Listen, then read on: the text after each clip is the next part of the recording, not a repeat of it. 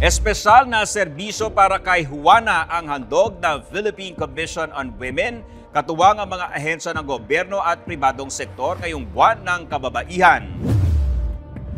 Gimmick ng Light Rail Transit Authority ang libreng gupit sa 30 babaeng pasahero sa ilang piling LRT stations tulad ng Antipolo, Cubao at Recto. At syempre, may pabulaklak din sa mga kababaihang pasahero sa concourse level ng Antipolo Station sa March 5 at ilan pang piling LRT Line 2 station sa March 5 at 26. Libre naman ang issuance para sa unang 100 babaeng kukuha ng civil registration documents sa lahat ng civil registry system outlet ng Philippine Statistics Authority sa March 3, 10, 27 at 24. Magdala lamang ng isang valid ID. Mamasyal sa Ninoy Aquino Parks and Wildlife Center sa March 8. Walang entrance fee sa mga babaeng tutungo sa parke mula alas 7 ng umaga hanggang alas 5 ng hapon.